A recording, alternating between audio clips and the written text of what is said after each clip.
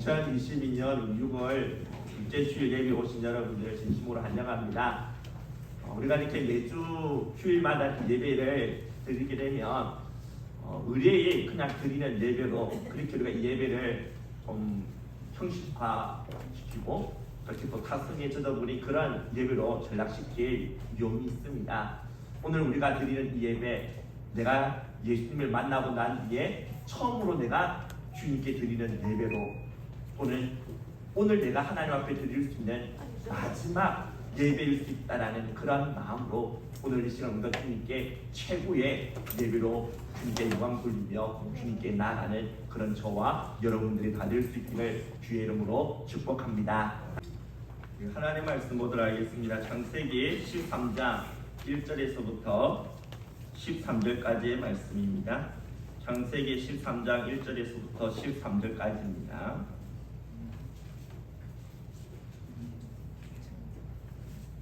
구약 15쪽입니다. 우리 한 절씩 우리 교독하겠습니다. 저부터 읽겠습니다. 아브라함이 애굽에서 그와 그의 아내와 모든 소유와 롯과 함께 네겝으로 올라가니 그가 네겝에서부터 길을 떠나 베델에 이르며 베델과 아이 사이 고천에 장막쳤던 곳에 이르니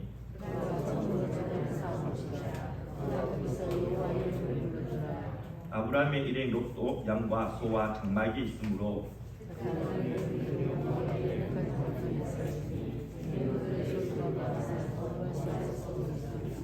그러므로 아브라함의 가축의 목자와 롯의 가축의 목자가 서로 다투고 또 가나안 사람과 그리스 사람도 그 땅에 거주하였는지라.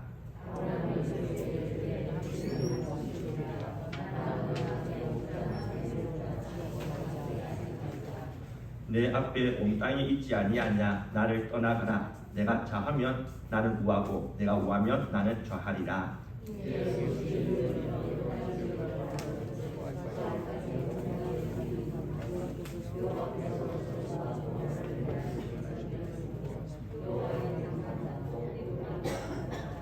그러므로 롯이 요단 온지역을 택하고 동으로 옮기니 그들이 서로 떠난지라.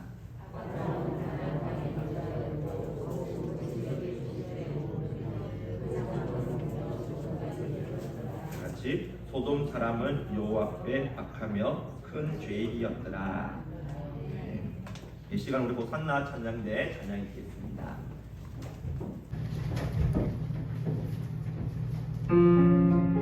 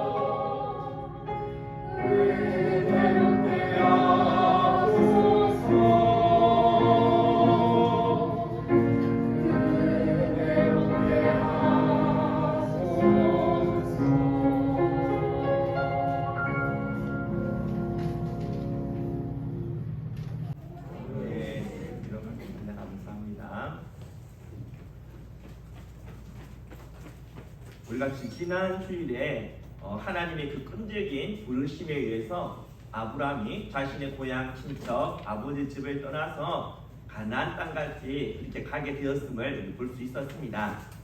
저번에도 말씀드렸듯이 그 시대에는 철저하게 이런 부족 중심의 그런 사회였기 때문에 자신의 그런 부족을 떠나서 다른 부족들이 살고 있는 그 낯선 땅에 이주해서 산다라는 것은 정말 위험천만한 일이 아닐 수가 없습니다. 자신의 소유, 자신의 이런 목숨마저 장담할 수가 없다라는 것이죠. 그렇지만 그는 결국 하나님의 그 부르심을 따라서 자신의 고향 친척 아버지 집을 떠나서 낯선 부족들이 살고 있는 가나안 땅까지 가게 되었습니다. 여러분, 그가 고향을 떠나서 가나안 땅까지 가기까지 얼마나 먼 거리를 그가 걸었는지 우리는 알아야 합니다. 앞에 한번 주들을 보십시오. 그가 출발했던 곳이 갈대아 우르서, 여기에서부터 그는 하란에 먼저 이르게 되었습니다. 그리고 하란까지, 우르에서부터 하란까지 거리가 무려 1000km가 됩니다. 그리고 우르에서부터 다시 가나안 땅까지 거리가 800km가 되어집니다. 무려 1800km를 그가 이동했다라는 것이죠. 뭐 오늘 이 시대에야 뭐 자가용도 있고 뭐 비행기도 있고, 그래서 그 정도 거리 가는 거 그렇게 뭐 어렵지 않을 것입니다. 그러나 그 시대에는 그런 건 없지 않습니까? 그때야 뭐 낙타와 같은 그런 짐승을 타든지 아니면 걸어서 가야만 했었습니다. 그가 하나님의 부르심에 순종하기 위해서 얼마나 그가 심히 고생을 했어야만 했는지 알 수 있지 않겠습니까?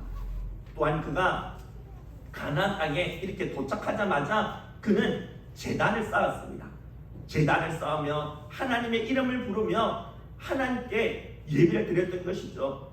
자, 그렇다면 이러한 아브라함, 정말 자신의 이 말씀에 결국에 순종해서 정말 이렇게 가나안 땅까지 왔으며 또한 자신만을 의지하겠다라고 그렇게 제단을 쌓고 하나님 자신에게 예배를 드렸던 이 아브라함을 기뻐하셔서 복을 주셔야 되는 것 아닙니까?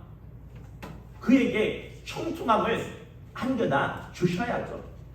그런데 그를 기다리고 있던 것이 무엇이냐 하니까 바로 극심한 기근이었던 것입니다. 하나님이 해도 너무 한다는 생각 들지 않습니까? 죽을 각오하고 생고생하면서 하나님이 가라고 한 곳까지 왔는데 와서 보니 극심한 그런 기근으로 사방이 다 바짝 메마른 그런 황량한 광야와 같은 그런 땅이 펼쳐져 있는 것을 보니 얼마나 어이가 없었겠습니까? 하나님이 해도 너무 한다라는 생각 들지 않겠습니까? 우리도 가끔 이와 같은 일을 겪을 때가 있죠. 정말 하나님 말씀에 순종했는데, 그리고 하나님의 일, 주님의 몸된 교회를 위해서 애쓰고 수고하며 열심히 봉사까지 했는데, 근데 나에게 돌아온 것은 복, 형통이 아니라 고통스럽고 괴로운 일이 나에게 닥칠 때가 있지 않습니까? 우리가 이런 일을 당할 때 신앙에 대해 회의감이 들거나 낙심하게 되어지죠. 왜 하나님이 나를 이렇게 대하시는지 이해가 안 되고 혼란스럽기만 하지 않습니까? 아마도 아브라함도 우리가 느끼는 이러한 당혹스러운 막막함을 느꼈을지 모릅니다. 그렇다면 하나님께서는 왜 그를 이렇게도 모질게 대하신 것일까요? 그 이유가 무엇인지 우리 신명기 8장 2절을 통해서 알 수가 있습니다. 우리 같이 앞에 나오는데요, 함께 우리 읽도록 하겠습니다. 내 하나님 여호와께서 이 40년 동안에 내게 광야길을 걷게 하신 것을 기억하라. 이는 너를 낮추시며 너를 시험하사. 여러분, 하나님이 이스라엘 백성들을 기근이 가득한 땅, 항상 기근만 있는 땅, 이 황량한 이 광야로 그들을 인도하신 이유가 무엇이라고 말씀하고 있습니까? 바로 그들을 낮추시고 시험하기 위해서라, 이렇게 말씀하고 있죠. 여러분, 똑같습니다. 하나님께서 이 이스라엘 백성들의 조상인 아브라함을 이런 광야와도 같은 극심한 기근 있는 그런 땅으로 인도하신 이유도 똑같다고 볼 수가 있는 것이죠. 하나님은 이 아브라함을 시험하기를 원하셨던 것입니다. 사실 하나님은 이 시험을 통해서 아브라함이 극심한 이 기근의 상황 속에서도 하나님 자신의 그 신실함을 믿고 끝까지 하나님을 신뢰하면서 이 약속의 땅, 이 가나안 땅에 그가 끝까지 버티며 있는 것을 기대했을 것입니다. 만약 그가 이러한 모습을 보여주었다면 그는 이 시험에서 최고의 점수 A+를 아마 받지 않았겠습니까? 그러나 그가 이러한 점수를 받기에는 너무나 그의 믿음이 부족하고 빈약했었습니다. 그는 극심한 기근으로 바싹 마른 땅을 보게 되자 갑자기 불안에 사로잡히게 됩니다. 이곳이 아무리 약속의 땅이라 할지라도 나의 이 가축들을 먹일 수 있는 풀이 없고 그래서 나의 이런 가축들을 잃게 되거나 또는 내 생명마저 장담할 수 없는 그런 곳이라면 이곳이 나한테 무슨 의미가 있겠나 그는 이렇게 생각하게 된 것이죠. 또한 자신을 이 땅에 오게 하신 하나님이 이러한 기근으로부터 자신을 지켜주고 자신을 책임주실 것이라는 생각이 들지 않았던 것입니다. 그래서 그는 자기 스스로 살 길을 찾게 됩니다. 어디로 가면 좋을지 사방을 둘러보다 애굽을 선택하게 되죠.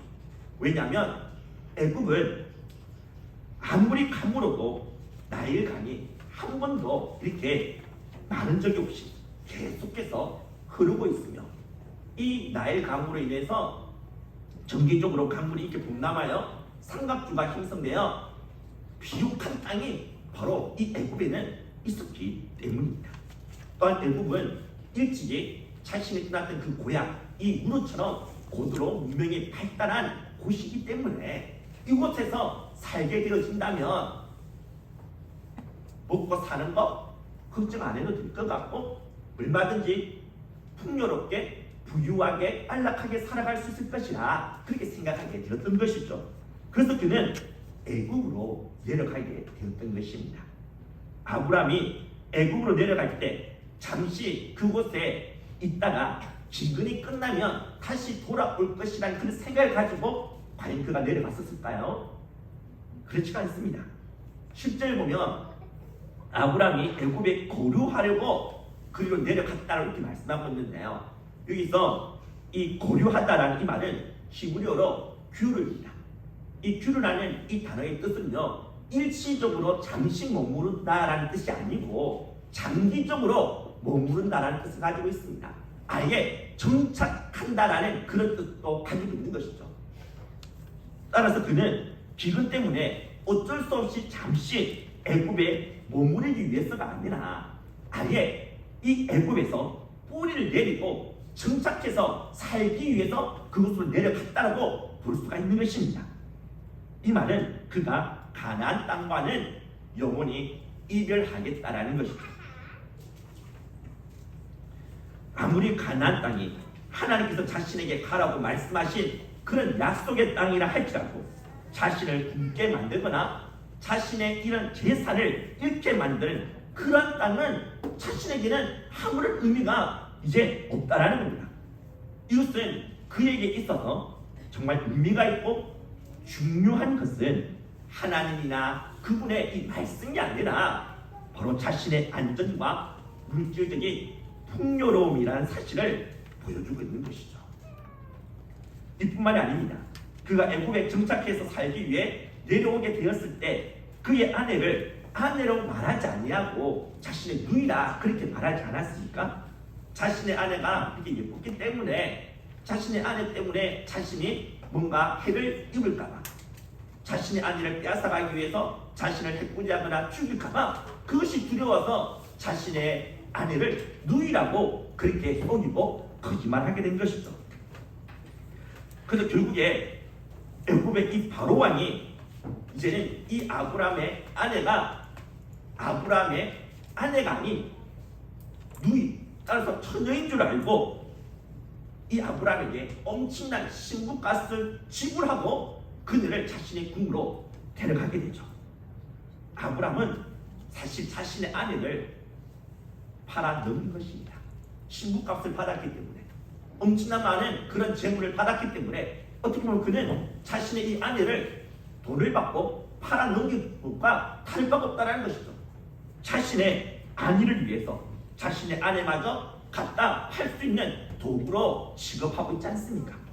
그가 얼마나 자기 중심적이고 이기적인지를 볼 수가 있는 대목이죠. 이 모든 것은 그가 극심한 기근이라는 시험을 치르면서 보여준 그의 부끄러운 민낯인 것입니다. 그는 이 시험을 치르기 전에는 그래도 자신은 괜찮은 사람이라 그렇게 생각하고 있었을 것입니다. 고향 친척 아버지 집을 떠나서 정말 이 먼 곳까지 올 정도였으니까, 무려 1800km를 걸어서 정말 이 가나안 땅까지 올 정도의 그런 믿음을 보여줬기 때문에, 또한 이 가나안 땅에 와서도 하나님께 제단을 쌓고 하나님의 이름을 찾으며 정말 이렇게 하나님께 예배까지 드렸으니까 자신의 이 믿음 괜찮다라고 생각하지 않았겠습니까? 그러나 극심한 기근이라는 이 시험을 통해서 자신이 가진 이 믿음이 얼마나 빈약하고 보잘것없는 것인지, 또한 자신이 얼마나 못났고 찌질한 인간인지를 보게 된 것이죠. 이 시험을 치른 결과 그는 너무나 초라한 성적표를 받게 된 것입니다. 완전히 F이지 않겠습니까? 낙제 점수죠. 우리도 마찬가지입니다. 아브라함처럼 내가 가진 하나님에 대한 믿음, 이 정도면 뭐 괜찮지 않나 그렇게 생각하면서 살다가 뜻하지 않는 그런 시험을 당하게 될 때 나의 믿음이 온데간데 없이 사라져버린 것 같은 그런 경우를 만날 때가 있지 않습니까? 분명히 하나님을 믿는데, 그런데 어떨 때는 전혀 하나님을 안 믿는 사람처럼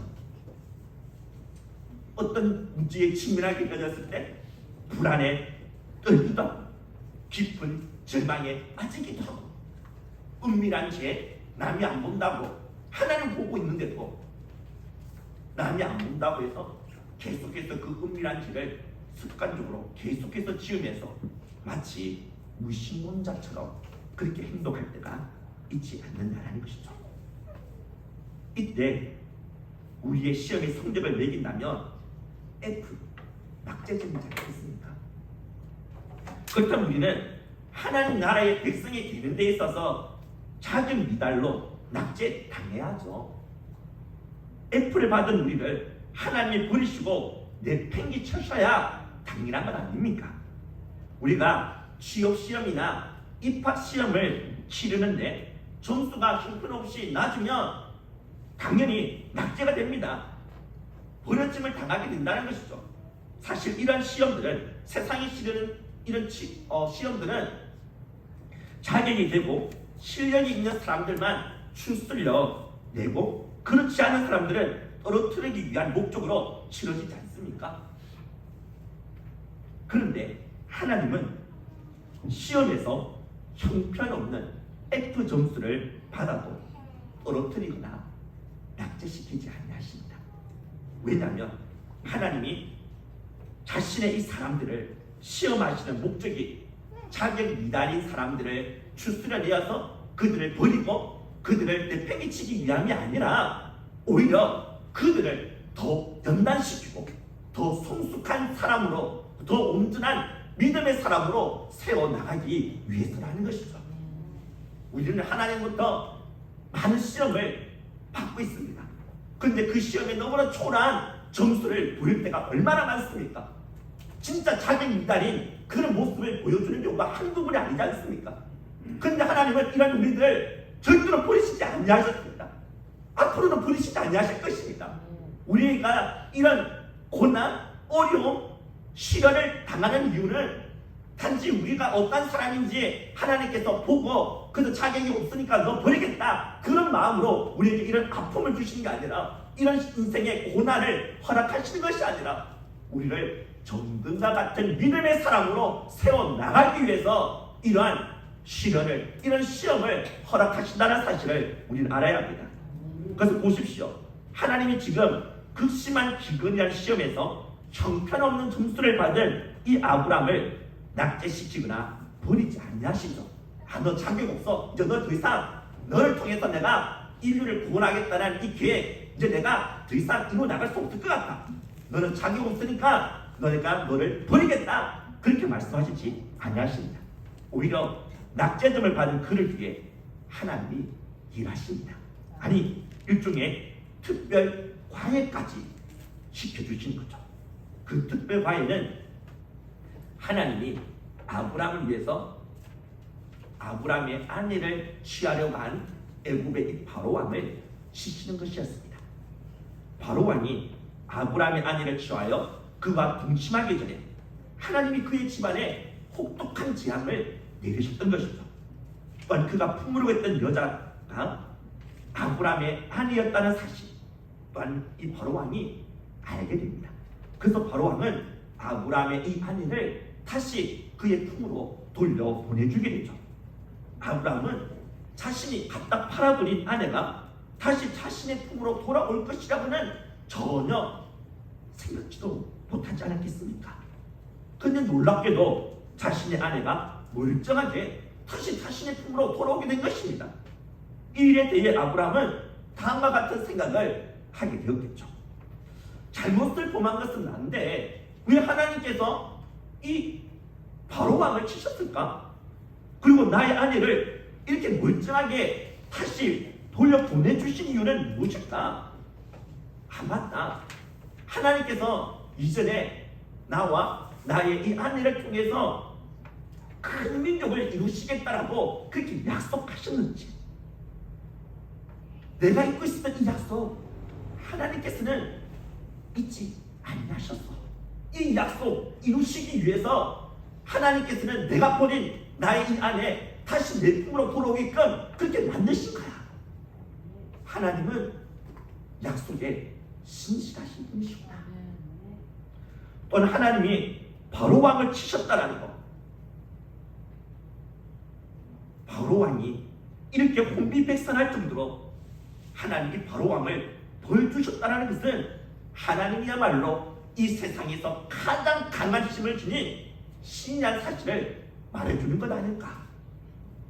애굽이 세계 최강의 힘을 가진 나라이기 때문에 그 나라 사람들이 섬기고 있는 신들이 가장 강한 신으로 모든 사람들이 다 알고 있는데, 그런데 이렇게 가장 강한 힘을 가진 신들이 보호해주고 지켜주고 있는 이 바로왕을 하나님이란 분이 치셨다라는 것, 하나님이란 분이 그를 벌주셨다라는 것은 하나님이 바로 이 애굽의 신들보다 훨씬 더 위대하고 강한 힘을 가진 참 신이라는 것을 말해주는 것이 아닌가. 애굽의 신들은 사실 아무것도 아니고 나를 이곳으로 오게 하신 여호와 하나님이야말로 최고의 신이요, 아니 유일한 신이시겠구나. 이러한 생각, 이런 마음을 그가 가질 수 있게 됐던 것이죠. 이렇게 아브람은 하나님의 특별 과외를 통해서 하나님의 인식에 대한 새로운 지평이 열리게 되는 것입니다.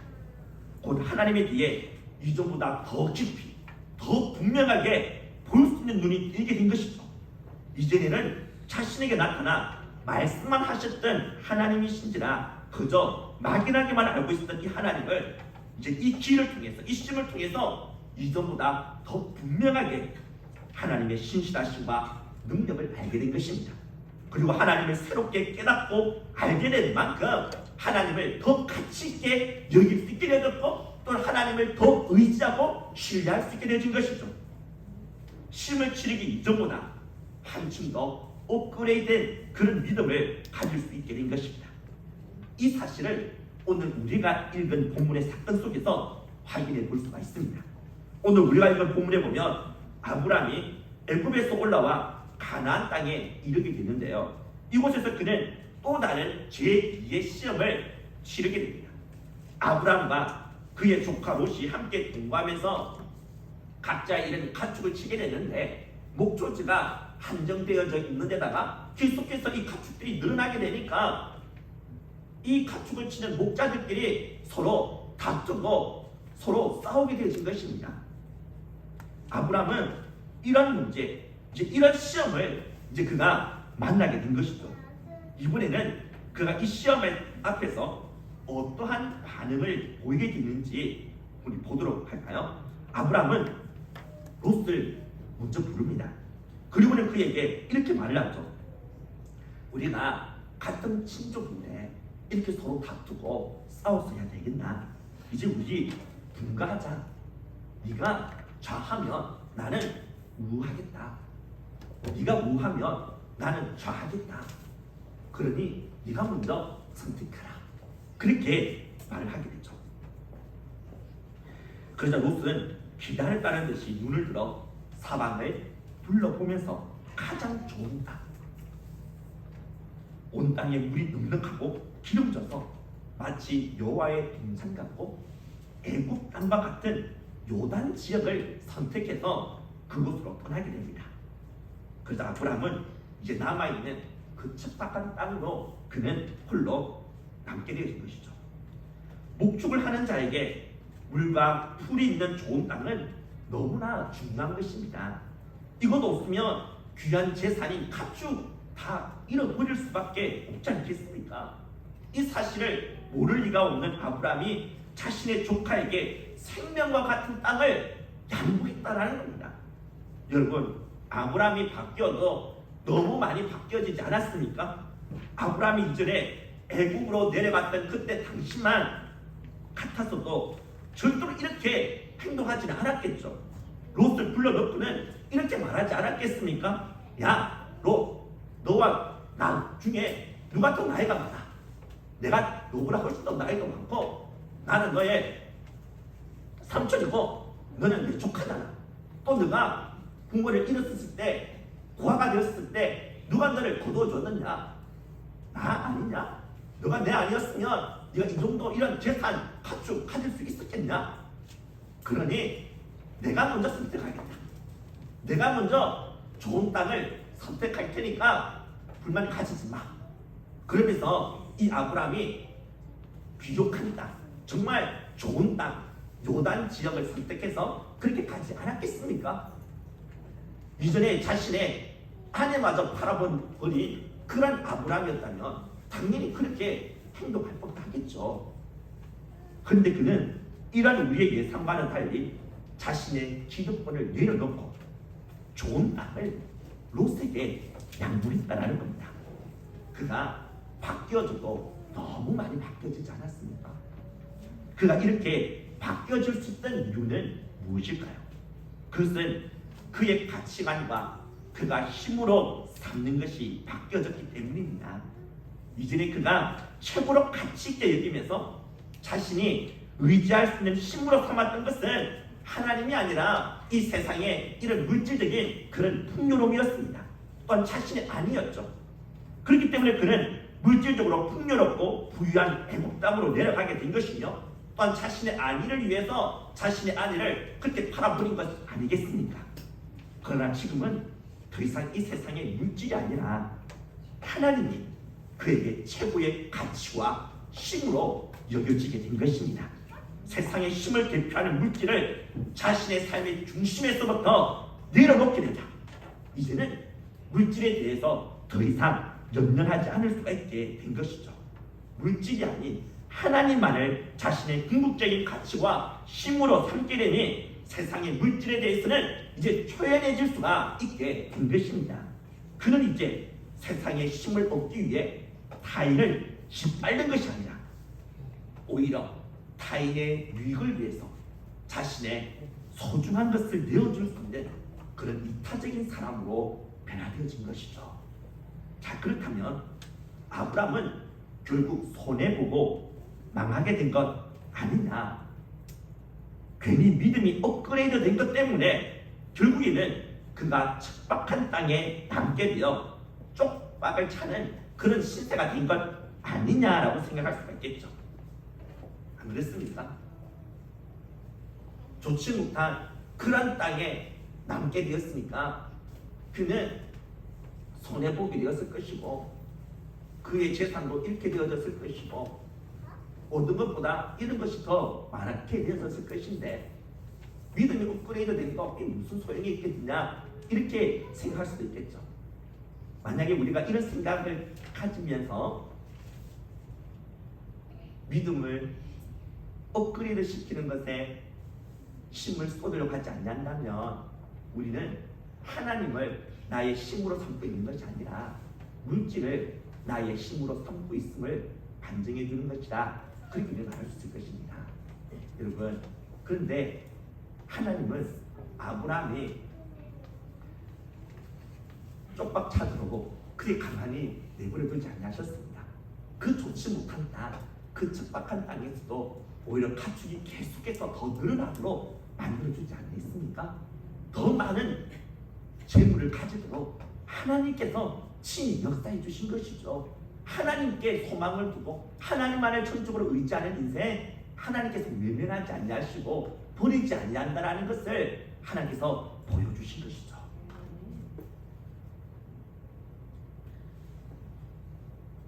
만약 아브라함이 믿음이 업그레이드 되지 않아서 물질적인 풍요로움에 최고의 가치를 부여하여 요단 지역을 선택했다면 여러분 그는 어떻게 되었겠습니까? 비옥한 요단 지역을 선택했던 롯과 같은 인생의 길을 걷지 않았겠습니까? 롯을 보십시오. 그는 자신의 최고의 가치와 힘으로 여겼던 물질적인 이 부유함을 쫓아 요단 지역을 선택하여 그곳으로 나아갔습니다. 이 요단 지역에는 소돔성이 있습니다. 그는 계속해서 더 큰 불을 쫓다 결국에는 소돔성 안에 들어가서 살게 되어진 것이죠. 소돔이 어떤 곳인지 13절에서 이렇게 말씀해주고 있습니다. 우리 같이 함께 읽어볼까요? 앞에 나옵니다. 소돔 사람은 여호와 앞에 악하며 큰 죄인이었더라. 그는 자신이 거할 땅이 하나님 보시기에 악하고 폐역한 곳이라 하더라도 상관하지 않았습니다. 단지 돈만 된다면 그가 풍족하고 안락하게 살 수만 있다면 이런 것은 그에게 이제 아무런 문제가 되지 않았던 것이죠. 이렇게 돈과 물질을 최고의 가치와 힘으로 삼았던 그는 과연 어떻게 되었을까요? 거지가 되거나 망했을까요? 아닙니다. 창세기 19장 1절을 보면 롯이 소돔 성문에 앉아있다가 이렇게 말씀하고 있는데요. 여러분 그 시대에 이 성문 앞에 그렇게 앉아있는 사람은 어떤 사람이냐 하면은 유지들 또는 재판관들입니다. 그 성 안에 상당한 영향력을 끼칠 수 있는 사람이 성문 앞에 딱 앉아 있을 수 있는 것이죠. 그렇다면 지금 롯이 이 성문 앞에 앉아있다는 것은 그는 성공한 사람이 되어졌다는 것입니다. 엄청난 물질을 소유하게 되어서 그 성 안에 큰 소리를 칠 수 있는 그는 힘 있는 사람이 되어졌다는 것이죠. 하나님을 떠나서 하나님을 버리고 이 세상의 것을 쫓아 살아가는 사람 잘 될 수 있습니다. 부자 될 수 있습니다. 힘을 가질 수가 있습니다. 세상에 대해서 큰 소리 치고 떵떵거릴 수가 있습니다. 그러나 이것은 진정한 성공이라 말할 수가 없습니다. 롯이 이렇게 많은 물질을 얻게 되었고 그 성 안에서 큰 소리를 칠 수 있는 힘 있는 사람이 되었다고 해서 그가 진정 성공한 사람이라 말할 수가 있느냐? 그렇지 못하다는 것이죠. 그가 정말 행복한 사람으로 살았느냐? 그렇지 못하다는 것입니다. 무엇을 보면 알 수 있습니까? 베드로서 2장 7절 8절 말씀 보면 알 수가 있는데요. 우리 같이 함께 읽도록 하겠습니다. 무법한 자들의 음란한 행실로 말미암아 고통당하는 의로운 롯을 건지셨으니 이는 이 의인이 그들 중에 거하여 날마다 저 불법한 행실을 보고 들음으로 그 의로운 심령이 상합니다. 여러분 롯이 소돔 성 안에서 많은 재물을 가진 유지로 살아가고 있었을 때 그는 고통을 당하며 의로운 심령이 상했다라고 이렇게 말씀해 주고 있습니다. 여기서 상했다라고 이렇게 번역이 된 원래 히브리어 단어는요, 바사니조인데요. 이 단어의 뜻은 고문을 당하다라는 그런 뜻을 갖고 있습니다. 하나님의 택한 백성이었던 롯이 하나님을 최고의 가치와 힘으로 여기지 않고 물질과 세상의 성공을 쫓아 살아가게 되었을 때 그는 비록 물질적으로 풍요로움을 누리고 또 세상에서 나름대로 명예를 가지는 그런 인생이 될 수는 있었지는 몰라도 그의 삶이 참으로 고문을 당하는 것과 같은 그런 아픔, 그런 고통을 겪을 수밖에 없었다라는 겁니다. 하나님이 택하신 하나님의 백성들은 그 안에 신앙의 양심이 살아있기에 그 양심을 거스르는 행동을 하게 되면 찔림을 당하는 것 같은 그런 아픔을 겪을 수밖에 없다는 것이죠. 하나님의 사람이라면 죄짓고는 행복해질 수 없습니다. 안 그렇습니까? 여러분들이 나쁜 죄를 지었을 때 진짜 짜릿하다, 진짜 좋네, 또 한 번 더 이 나쁜 죄, 이 죄 또 한 번 더 지어야지, 이런 생각하시는 분 있습니까? 없지 않습니까? 죄를 지으면 아픔이 있죠. 그때는 좋을지 모르겠지만 우리가 하나님 앞에 서게 되면 정말 괴롭지 않지 않습니까? 고통스럽죠. 롯은 바로 이런 고통, 이런 아픔을 당하며 살아갔다는 것입니다. 하나님의 백성이었던 롯이 하나님이 아닌 세상의 가치를 쫓아 살아가게 되었을 때 그의 심령이 상하거나 고통을 당하는 것으로만 그쳤느냐? 그렇지 않습니다. 그는 결국 자신이 그렇게 목숨처럼 소중히 여겼던, 그렇게 정말 귀하게 여겼던 재산, 물질들 다 잃어버리고 말게 됩니다. 그가 살고 있었던 소돔성이 너무나 음란하고 타락하여 하나님의 이 성을 유황불로 심판하시게 되어진 것이죠. 이때 롯은 간신히 몸만 빠져 나올 수밖에 없었기에 자신의 집과 그 많은 재산을 한순간에 다 잃게 되어진 것입니다. 또한 그는 재산뿐만 아니라 자신의 아내마저 잃게 되어지죠. 도망 나올 때 뒤를 돌아보지 말라는 그런 경고를 받았음에도 불구하고 자신의 아내가 뒤에 있는 그 소돔성 안에 있는 자신의 그런 금은보화들, 이러한 제국들, 그것에 대한 이 미련을 떨쳐버릴 수가 없어서 그것 쳐다보다가 소금기둥이 되어버리지 않았습니까? 그뿐만이 아닙니다. 이제 그에게 남은 것은 사실 두 딸밖에 없었는데 이 두 딸 정상이 아니었죠. 이들이 자신의 아버지에게 술을 먹여서 동침하는, 곧 근친상간의 반인륜적인 그런 죄악을 범하였던 것입니다. 롯의 두 딸이 이러한 짓을 범하게 된 것은 그들이 살았던 소돔성이 타락한 이런 성적인 문화에 물들어져 있었기 때문이죠. 여러분, 이 영어로 짐승과 관계를 맺는다는 수간, 또 남자끼리 서로 관계를 맺는다라는 이런 남색, 이런 동성애, 이런 뜻을 가진 영어 단어가 무엇인지 아십니까? 사돔입니다. 사돔. 바로 소돔 사람에서부터 이런 더러운 단어가 만들어질 정도였으니 이 소돔이 얼마나 성적으로 타락하고 문란했을지 알 수 있지 않겠습니까? 롯이 소돔성이 이렇게 음란하고 더러운 것이라는 사실을 알았음에도 불구하고 이곳에는 물질에 대해 풍요로움이 있기 때문에 그는 이곳에 들어와서 살게 됐던 것입니다. 그 결과 물질은 잠시 얻었을지 모르겠지만 자신의 이 두 딸들은 이렇게 되어진 것이죠. 소돔의 문화에 완전히 잠식당해버리고 말지 않았습니까? 타락한 음란한 문화에 완전히 잠식당해버리고 물들어버린 이 두 딸들.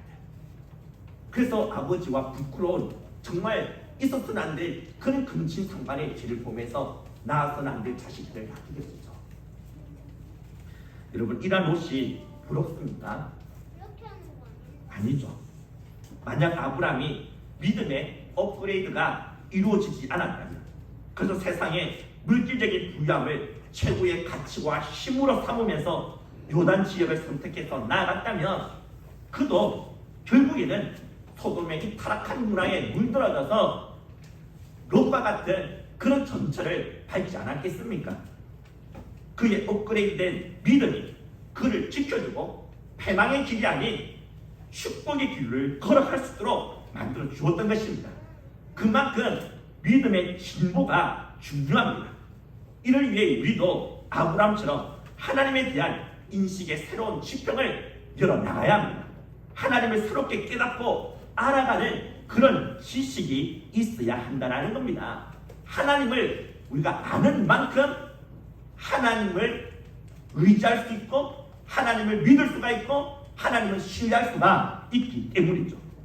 따라서 우리는 하나님을 계속해서 새롭게 알아가야 합니다. 나는 하나님을 알 만큼 안다라고 생각해서는 안 됩니다. 하나님은 그 깊이의 끝을 알 수 없을 정도로 깊고 오묘하신 분이십니다. 또한 하나님에 대해 가지고 있는 나의 믿음, 이 정도면 괜찮지 않다라고 생각해서는 안 됩니다. 아브라함은 하나님의 뜻에 순종하기 위해서 1800km를 걸어서 가나안 땅까지 갈 정도의 그런 믿음을 보여주지 않았습니까? 우리가 그 정도의 믿음이 있습니까? 1800km를 가라고 하면 가시겠습니까? 아브라함 갔습니다. 그런 아브라함이 있었으면 안 돼, 내려갔으면 안 될 애굽 땅으로 내려가 버리지 않았습니까? 자신의 아내마저 팔아버리지 않았습니까? 분명히 그런 믿음이 있을 것 같은데 이런 시험을 당하게 되자 그의 믿음은 온데간데 없이 정말 사라져버립니다. 실종된 그런 믿음이 되어버리지 않았습니까? 내가 가진 믿음이 지금은 괜찮아 보여도 우리도 아브라함같이 시험을 만나게 되면 어떻게 될지 아무도 장담할 수가 없습니다. 그래서 성경에서는 너희가 선줄로 생각하거든 넘어질까 조심하라, 그렇게 말씀하고 있는 것이죠. 우리는 예수 그리스도의 그 믿음의 그 장성한 분량에 이를 때까지 우리는 계속해서 자라나야 합니다. 우리의 이 믿음의 진보를 이뤄나갈 수 있어야 한다는 것이죠. 이를 위해 하나님을 날마다 새롭게 알아나가야 합니다. 하나님을 알 수 있는 방법은 크게 두 가지입니다. 첫째는 아브라함처럼 하나님부터 혹독한 시련과 시험을 받아서 넘어지고 깨어지는 가운데 하나님이 우리에게 자신을 새롭게 알려주시고 깨닫게 해주시는 방법이 있습니다. 이 경우는 우리가 하나님을 아는 지식을 얻기 위해 정말 비싼 수업료를 지불하는 것이죠. 쉽게 말해서 얻어터지고 매를 맞으면서 배우는 것입니다. 두 번째 방법은 하나님이 자신을 보여주고 계시해 주신 성경, 책을 통해 배우는 것입니다. 하나님이 대체 어떠한 분인지, 하나님의 그 영광, 하나님의 그 지혜, 하나님의 그 아름다우심, 하나님의 그 경륜의 그 깊은 그 세계를 보여주고 있는 이 성경책. 우리는 이 성경책을 통해서 하나님을 배워서 알 수가 있게 되는 것이죠. 여러분은 이 두 방법 중에서 어떤 것을 선택하시겠습니까? 비싼 수업료를 지불하면서 하나님을 배우고 싶으십니까? 그러면 끝까지 버티십시오. 하나님이 매를 드실 때까지 계속해서 세상의 길을 고집하고 그 길만을 끝까지 걸어가시면 됩니다.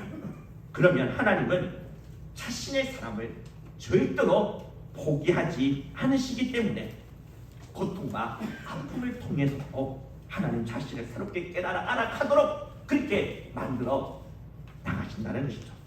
그러나 이 방법이 싫다면, 이렇게 매를 맞으면서 배우는 게 싫다면 이제 우리 성경으로 돌아갑시다.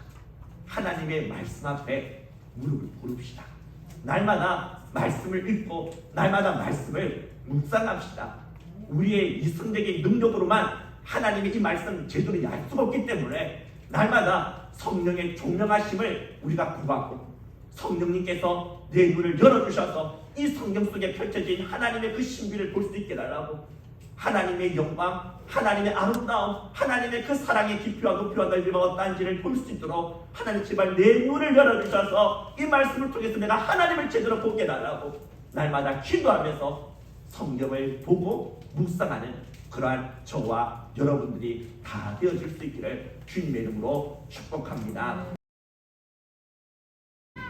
축복하겠습니다. 지금은 주 예수 그리스도의 은혜와 하나님 아버지의 극진하신 사랑과 성령의 위로 교통하심이 오직 하나님만을 최고의 가치와 최고의 힘으로 삼으며 참된 믿음의 길을 걸어가기로 다짐하고 결단하는 이 자리에 무리 숙인 모든 성도들과 그 가정과 자녀들의 머리를 위해 지금부터 영원토록 함께 있을 기어다. 아멘.